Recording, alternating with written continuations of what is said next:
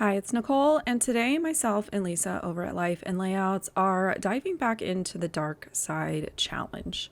There are links down below in the description of this YouTube video if you need a recap, refresher, or this is the first time that you're hearing about this challenge. The core basis of this challenge was to kind of look at the aspects of scrapbooking that we tend to ignore. We came up with 4 phases. Phase 1, hunt and gather, where you're kind of gathering your supplies to start creating.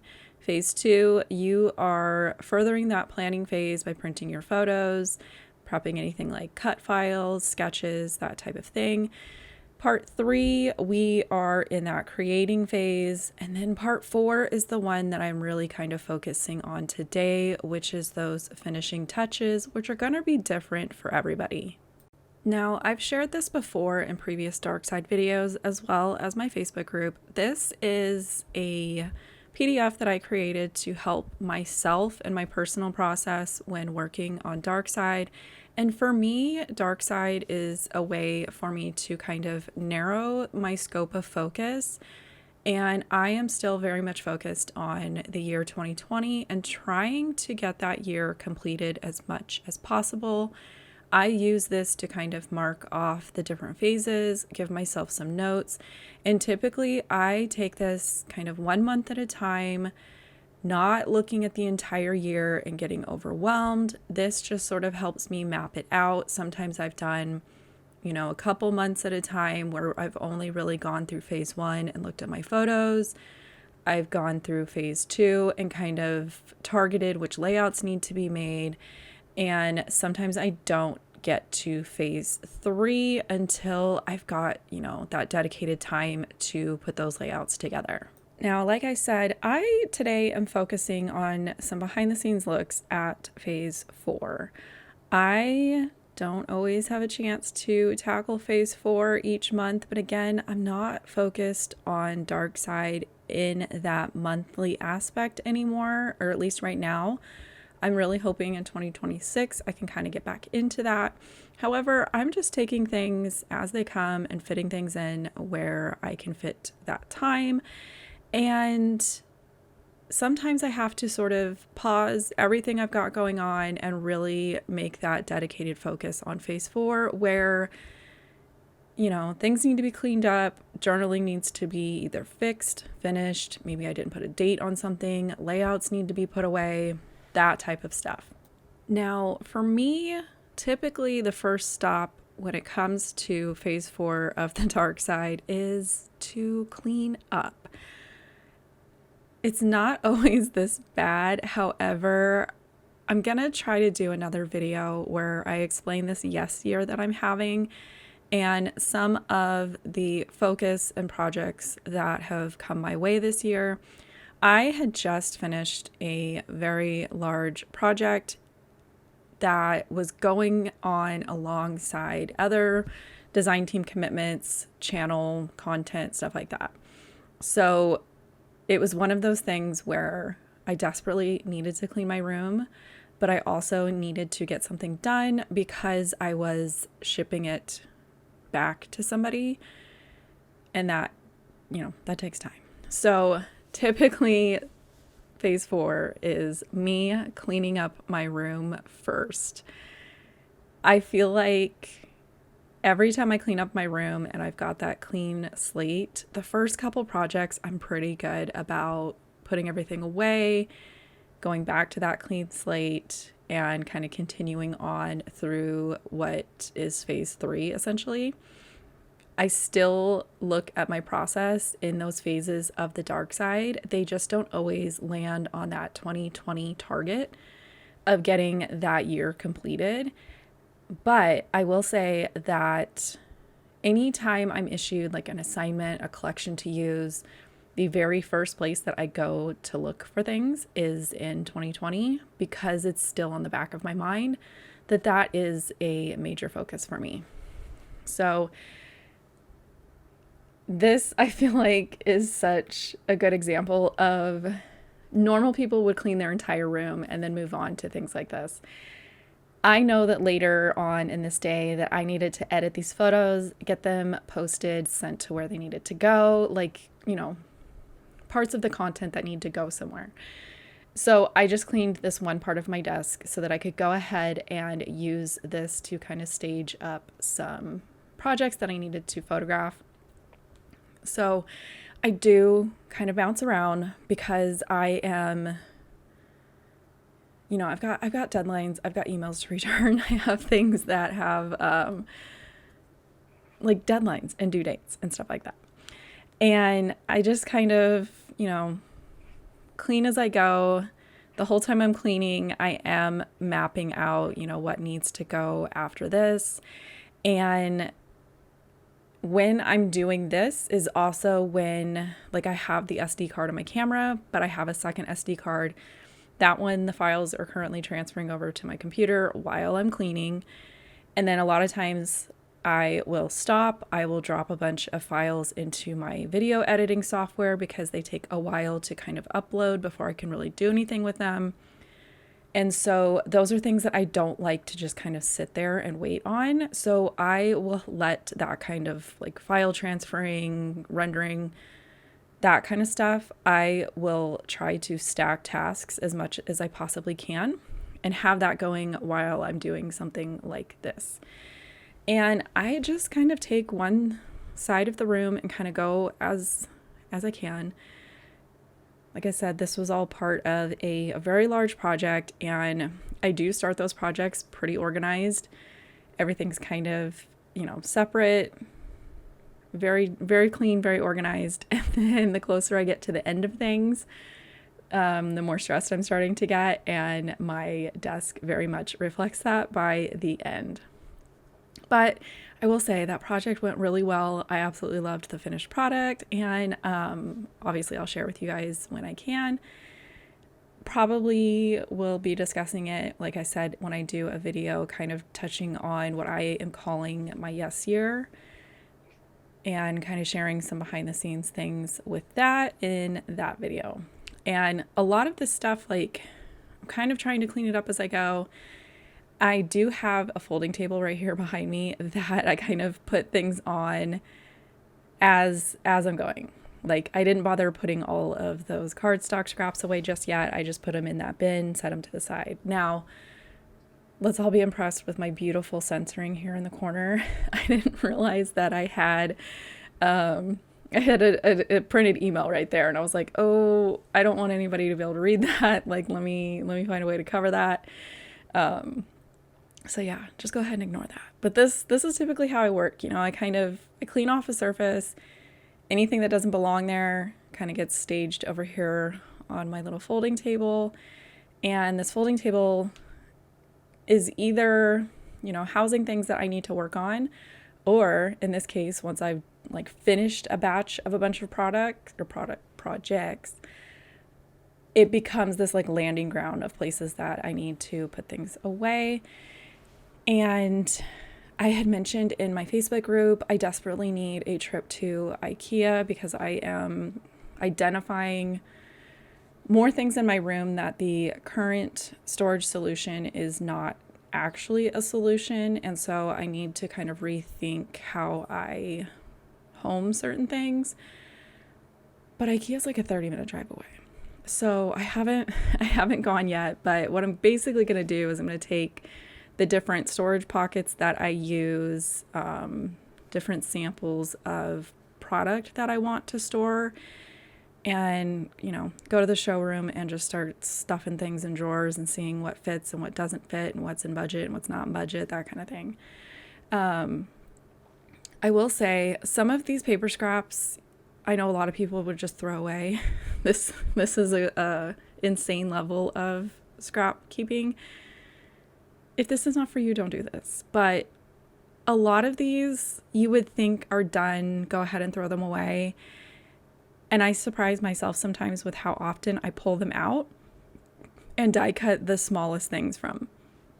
This is just kind of a little money saver in my mind. I feel like sometimes, things like consumables can be a little expensive. So, try to get as much out of these cardstocks as I possibly can. And so far, these job ticket holder things that I got from Amazon. They're holding up really well. And I just used some like Avery labels that I already had in my stash to label them. And then my little swatch sheet right there, I feel like I use that almost every day. It stays out.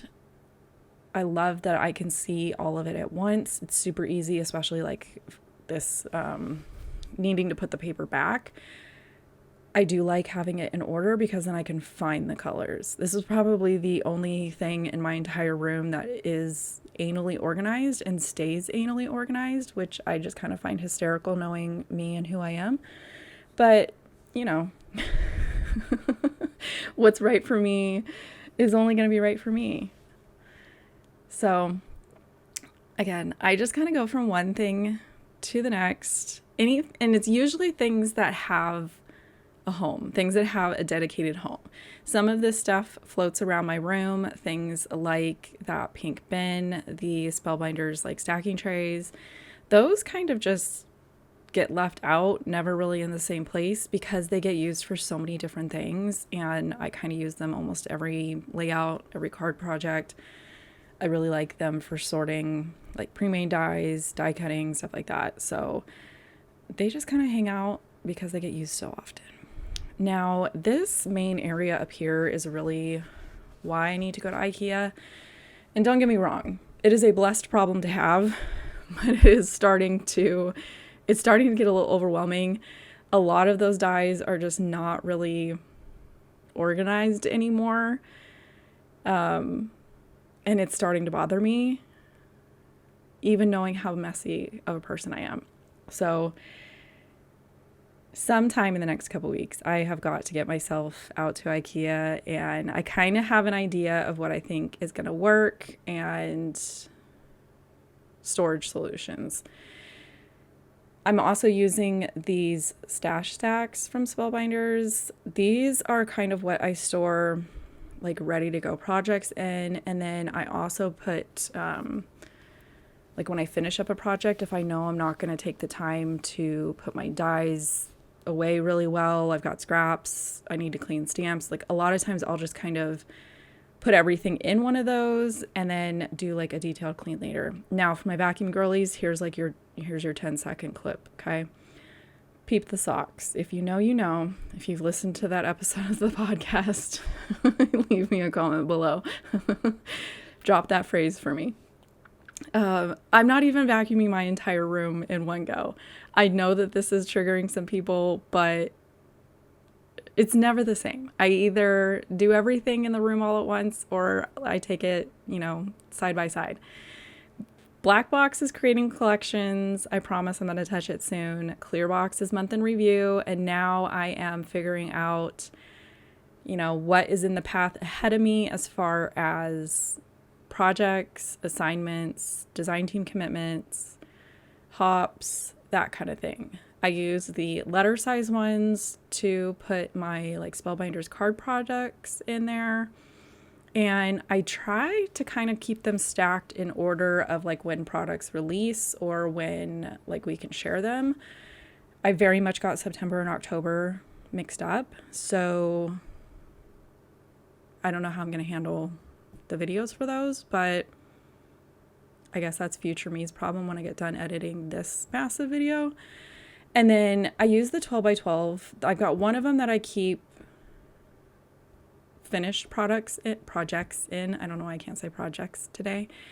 But I am going to start doing, I don't think I'm going to do like a monthly wrap up, but basically once that box starts getting filled, I'm going to do like a project share. This goes back to the task stacking. As I am cleaning my room, I am also kind of touching on phase 2, where I am printing photos, I am printing sketches, I am prepping the next projects that are coming down the pipeline for me. And so while things like this are printing, I will go ahead and pull collections, product, kind of start staging things out on my desk. And, just try to kind of stay in the same phase for a little bit if I can.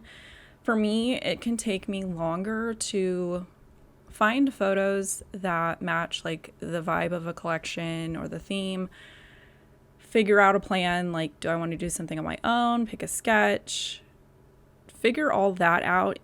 It takes for me a lot of time, effort, energy, brain power wise. So very, very rarely will I do that for one layout. Most of the time I'm going to do anywhere between like 3 and 10 is what I'm going to plan out. I want to say the day that I was filming this section, I had planned out 3 Bella Boulevard projects and 4 Simple Stories projects.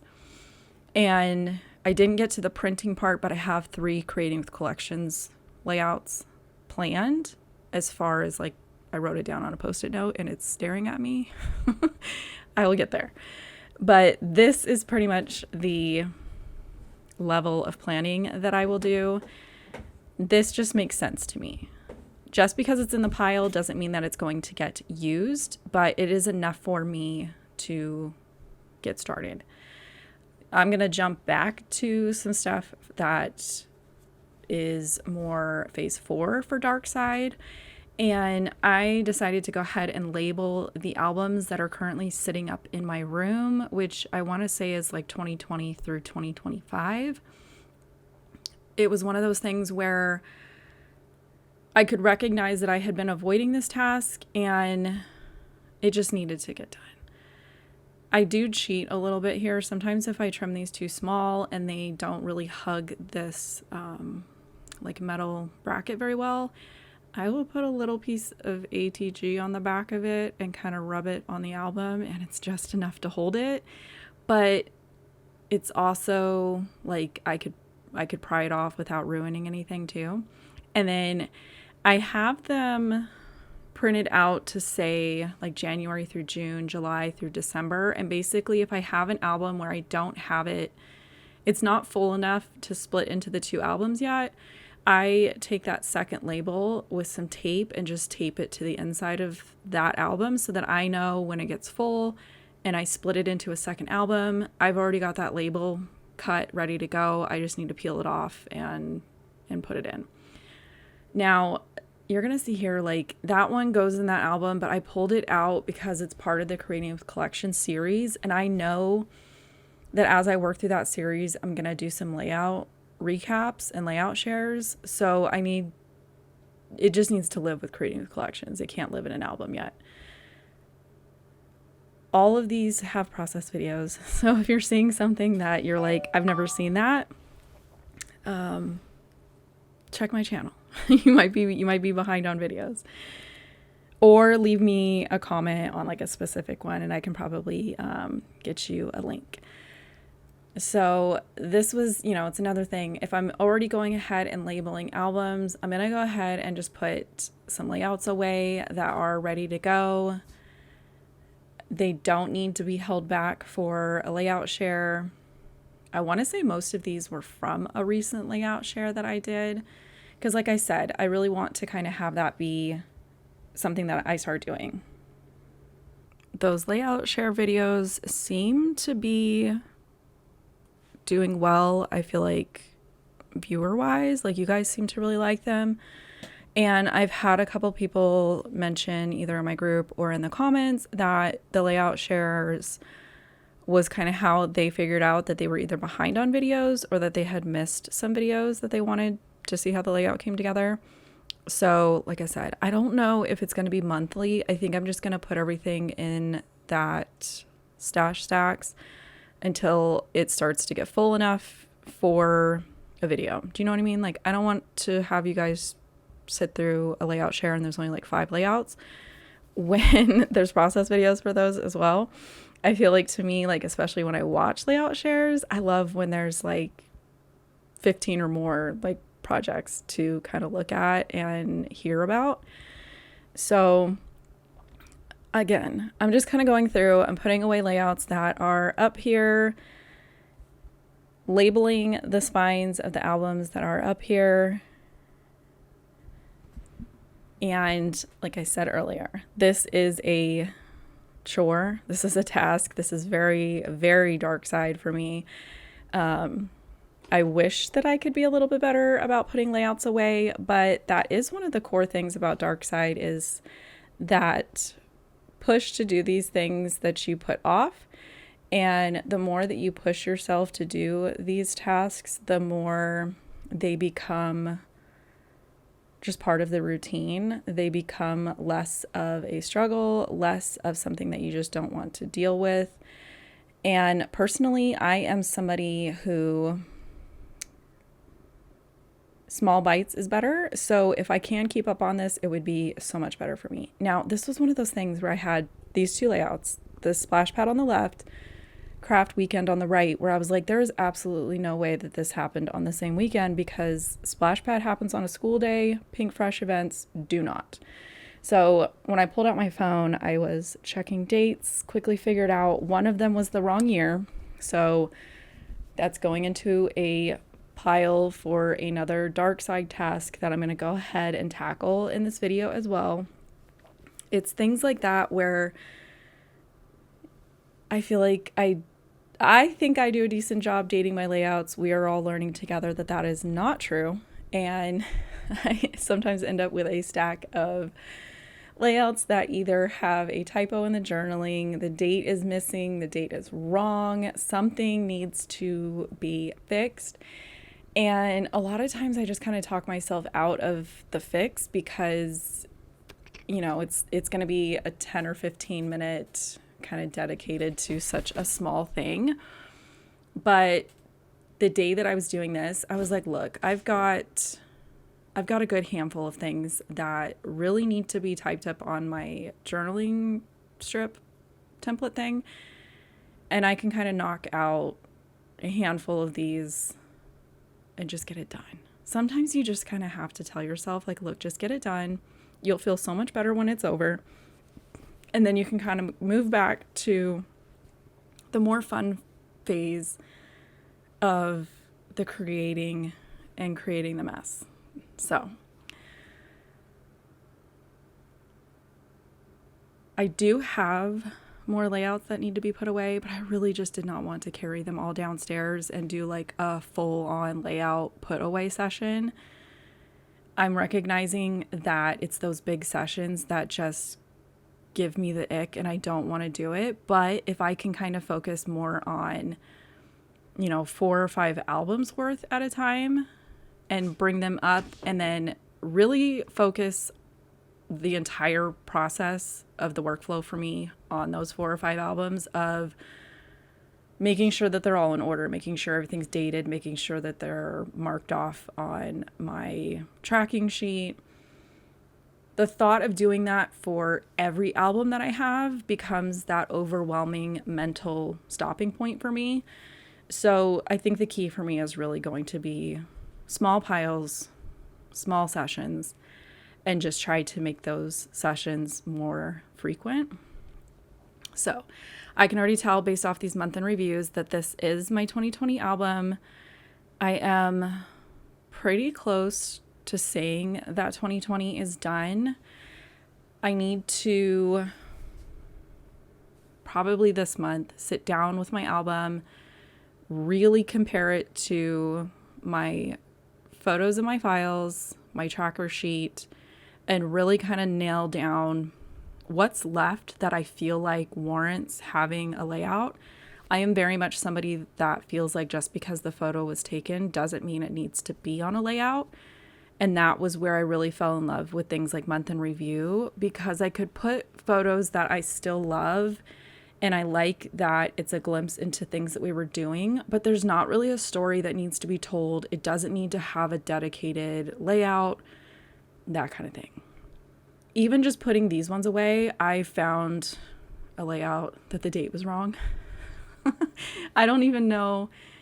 Oh, you know what it is? It's typically, I'm putting another layout away that I know that the date is right. And I'm looking at it and I'm like, these two things could not have possibly happened on the same day. And that usually triggers me to say, okay, one of them is wrong. We need to fix it. Once I got all those done, I was like, okay, look, we have desperately got to dust this last little corner over here, get this stuff wiped down. And I can essentially say that the surfaces of my room have been touched. They're clean. I'm still bouncing around different tasks on Darkside, but this is just kind of what works for me sometimes. Sometimes I need the approach of one task all the way through the room, move on to the next one all the way through the room. Sometimes I have to just kind of do this where I focus on a little small section. And obviously I was catching up on YouTube videos this day. Not 100% sure who I was watching here. I can't tell with the glare, and I don't recognize that like setup. Now I'm wondering who I was watching. But yeah, this is typically when I get a lot of my crafty YouTube viewing in, is I'll put stuff like this on in the background. And I watch a lot of stuff when I do a bunch of die cutting as well. Gonna put all of my stuff back. And like I said, at this point, my whole like L-shaped desk is pretty clean. So I've put all my layouts away. Now it's time to kind of go through, and thankfully most of these layouts, most of these albums, like I said, are within the last couple years. So there's not a ton of layouts in them. So I'm going to open up this tracker that I have. I'll show it again a little bit later in the video. I've got a tab for each year, and then it breaks it down by month. And I just go and mark off what layout I've done. The spreadsheet itself doesn't have like a list of all the layouts. That's too overwhelming for me. So what I'm doing is I'm going through the album. I'm looking at what layout I've created, and I'm typing that layout into the year and the month, checking it off that it's done, so that when I come back in the mindset of going through my digital photos to figure out what I want to do, that will already be listed on there as one, something that I felt like needed to have a layout, and two, it's been marked off that it's been completed. So I can skip those photos when I'm scrolling through my photos and I'm trying to find something to work on, or I'm planning on different assignments and stuff.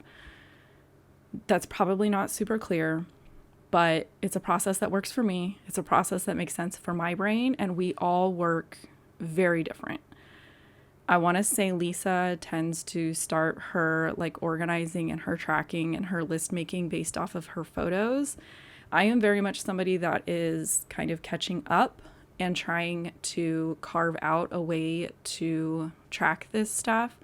So for me, sometimes it makes more sense to kind of work backwards and log layouts that are already made versus going through an entire folder of photos. Now, we need to fix some stuff. My post-it notes, I'm like, okay, hey, you need to fix the year. I sometimes have to do a little creative doctoring to figure out how am I going to fix the date. I've been trying recently to type my date on the journaling strips. One, like, it's so much easier. Like, I already have the date. I'm already typing up that information. I should just go ahead and print it out and cut it at the same time. And it's working when I remember to. And the nice thing about it is any of those, if I've got the date wrong, I can just reprint just that date on the same white cardstock, cut it with the same die, and it's a lot easier to kind of doctor that mistake. These, I have to get a little creative and kind of start digging through to try to find something that will work. This, I couldn't really find anything that was the right colors, but I have this like label stamp set from Carrie Bradford that looked pretty similar. So I'm just going to make my own sort of label here, grabbed a scratch of white cardstock, some black ink, going to make myself a little label here, and then just try to find, I have no idea at this point, what inks I used on this layout. We're going with close enough, and I'm just trying to kind of replicate what was already on there and fix the information. Now, I probably could leave the date. I don't think anybody cares that the date's wrong. It's just one of those things that I know it's wrong, and it bothers me. So I'm also surprised as well that bothers me. But accurate information is something that I do enjoy. Ended up testing out a couple different pinks. I was like, oh man, I didn't even stamp that well, but done is done. We need to just get it done. I'm going to trim this out the best I can, peel off the old one, which came off shockingly well. So the adhesive on those stickers is not good. And just kind of go ahead and put this back on here. I actually really love this layout. It was from the 6x6 paper pad class, and I just had a lot of fun stash diving with that one. I used stencils, cut files. Like, that one was just a fun experience. So I wasn't too sad about having to fix that one. This other one, this is another favorite layout, but I already knew that little circle that I put the date on, I wasn't going to find anything super similar. So I'm just going to carefully peel that up. I did end up ripping a little bit of the striped pattern. So I'm going to try to find something that, one, is going to cover that rip, and two, is going to have enough space for all of the digits on the date stamp. But I mean, you can see that this was probably a good 15 minutes of just me kind of dinking around, up and down, digging through stash, trying to find things. And the time dedicated to that is often what I talk myself out of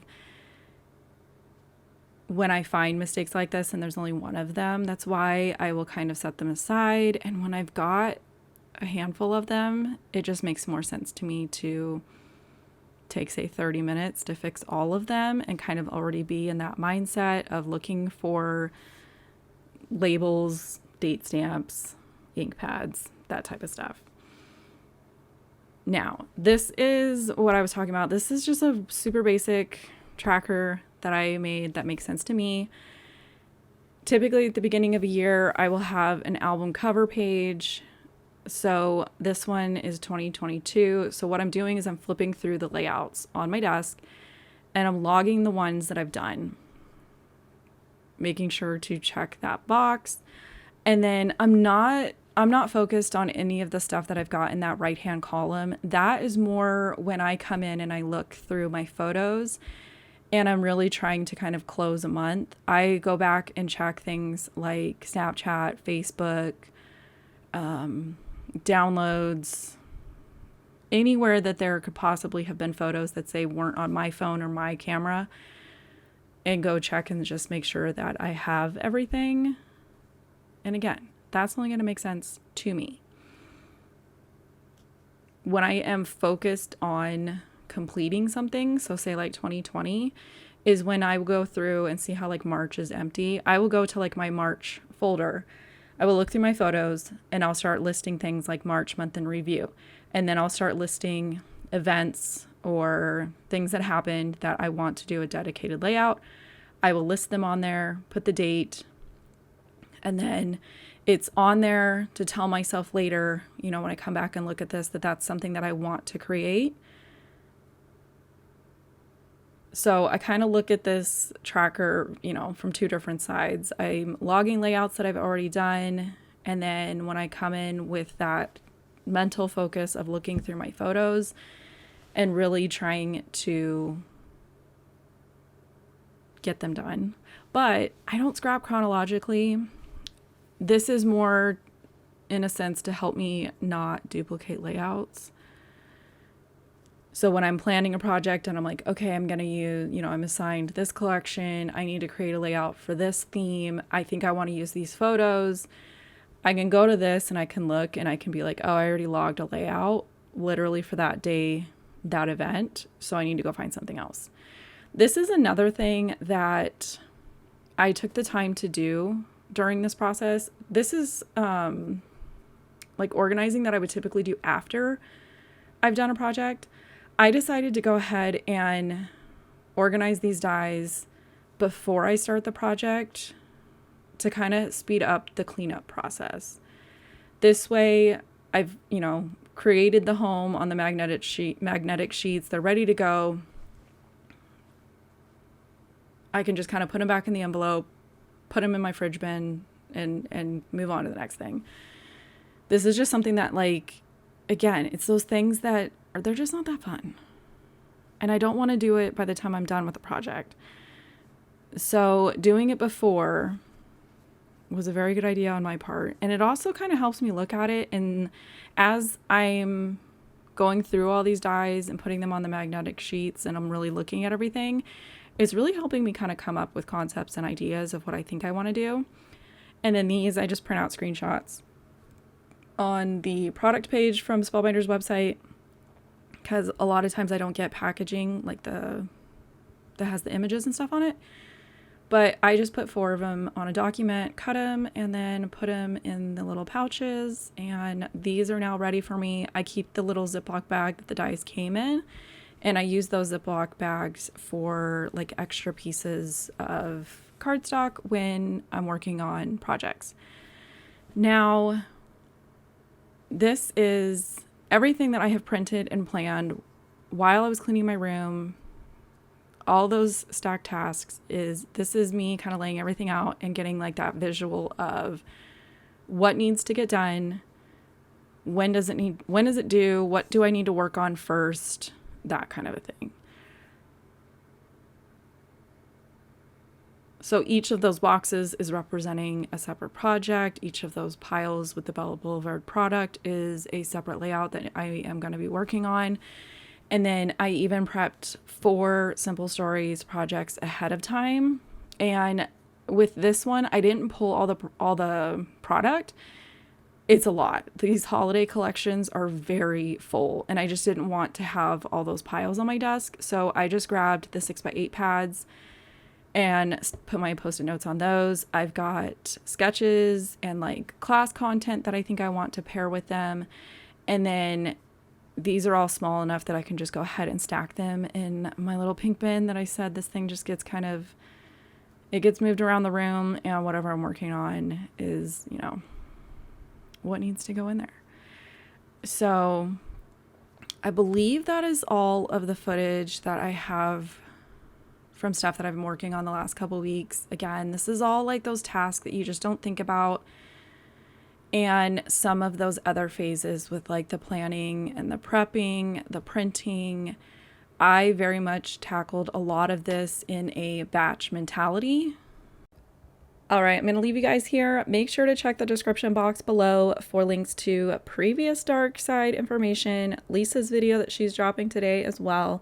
And I hope that this kind of encourages you to either clean a portion of your desk, put some stuff away, organize your scraps, label a couple albums, fix a date, finish some journaling, anything. Take a small bite of that kind of big phase 4 of Darkside. Leave me a comment down below what you are going to try to accomplish, and let me be able to kind of cheer you along as well.